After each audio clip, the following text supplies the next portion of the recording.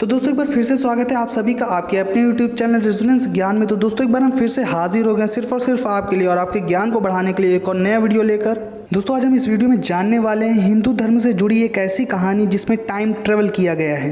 दोस्तों आज के वैज्ञानिक काल में ही नहीं बल्कि प्राचीन काल से ही समय के एक युग से दूसरे युग में पहुंचने जैसी कहानियां प्रचलित हैं। हिंदू धर्म से जुड़ी समय की एक कहानी काफ़ी प्रसिद्ध है। यह कहानी सूर्यवंशी परिवार के राजा रैवत ककुदमी से जुड़ी है। दोस्तों ये स्टोरी बहुत ही इंटरेस्टिंग होने वाली है, तो वीडियो को अंत तक जरूर देखिएगा। और अगर अभी तक आपने चैनल को सब्सक्राइब नहीं किया है तो चैनल को सब्सक्राइब कर लीजिए और बेल आइकन को प्रेस कर दीजिए। दोस्तों ककुदमी की एक ही पुत्री थी जिसका नाम रैवती था। रैवती अत्यंत सुंदर एवं गुणी कन्या थी। ककुदमी की बेटी जब विवाह के लायक हो गई तब राजा ने उसके लिए वर ढूंढने का फैसला किया। अनेक वर देखने के बाद राजा ने यह फैसला लिया कि वह सृष्टि के रचनाकार ब्रह्मा जी से जाकर पूछेंगे कि उनकी पुत्री के लिए कौन सा वर सर्वश्रेष्ठ है और तभी उसका विवाह करेंगे।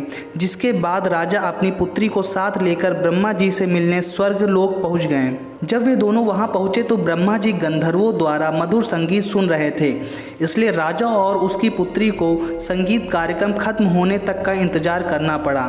जैसे ही कार्यक्रम खत्म हुआ वे ब्रह्मा जी से मिले। ब्रह्मा जी के समक्ष आते ही राजा ने झुककर उन्हें प्रणाम किया और उनसे मिलने का कारण बताया। उन्होंने बताया कि कैसे वे अपनी पुत्री के लिए एक योग वर की तलाश कर रहे हैं। राजा ने अपने द्वारा बनाई गई योग वरों की सूची भी ब्रह्मा जी को दिखाई। सूची को देख ब्रह्मा जी हंसे और राजा से कहा, समय का अभाव बड़ा ही निराला है। यह विभिन्न स्थानों पर अपने अनुसार चलता है। इसकी गति को पहचान पाना बेहद मुश्किल है। राजा अभी ब्रह्मा जी की बात पूर्ण रूप से समझ भी नहीं पाए थे कि ब्रह्मा जी बोले, देखो अभी आप मेरे पास अपनी पुत्री के लिए योग वर की चिंता लेकर आए हैं, लेकिन जितने समय में आपने मुझसे मिलने के लिए इंतजार किया उतने समय में 108 मानव युग बीत चुके हैं। राजा ब्रह्मा जी की बात सुनकर दंग रह गए। ब्रह्मा जी आगे बोले, आप यहाँ जितनी देर में मेरी बात को सुन रहे हैं उतनी देर में धरती पर युग बीत रहे हैं।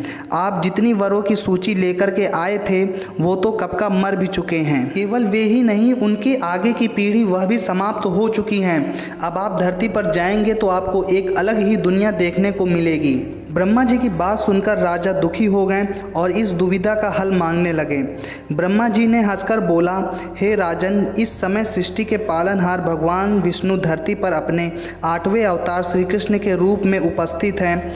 उनके भ्राता बलराम तुम्हारी पुत्री के लिए योग्य वर हैं। जाओ और अपनी पुत्री का विवाह बलराम से कर दो। इतनी बात सुनकर राजा ककुदम और उनकी पुत्री उस धरती पर वापस लौट गए जिसे वह अपने मुताबिक कुछ क्षण पहले ही छोड़कर ब्रह्मा जी के पास गए थे। जब उन्होंने धरती पर कदम रखा तो वहाँ का दृश्य देख अचंभित हो गए। सब कुछ बदल चुका था, पहले जैसा कुछ भी नहीं था। वापस लौटने पर दोनों ने ब्रह्मा जी की आज्ञा अनुसार श्री कृष्ण के बड़े भाई द्वारिका के राजा बलराम को खोजा और उनके सामने अपनी पुत्री से विवाह करने का प्रस्ताव रखा।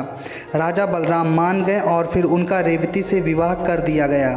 ब्रह्मा जी से भेंट होने के बाद राजा ककुदमी को समझ आया कि समय का चक्र कितना अद्भुत है। इस पौराणिक कथा ने राजा ककुदमी को समय का निराला खेल दिखाया, लेकिन आज भी वैज्ञानिक इस समय नामक नामावली को आजमा कर विभिन्न परीक्षण कर रहे हैं। दोस्तों आज का वीडियो यहीं समाप्त हो रहा है और अगर अभी तक आपने चैनल को सब्सक्राइब नहीं किया तो चैनल को सब्सक्राइब कर लीजिए। वीडियो कैसा लगा कमेंट में बताइए। अगर आपको वीडियो अच्छा लगा है तो वीडियो को लाइक कर दीजिए और बेल आइकन को प्रेस कर दीजिए।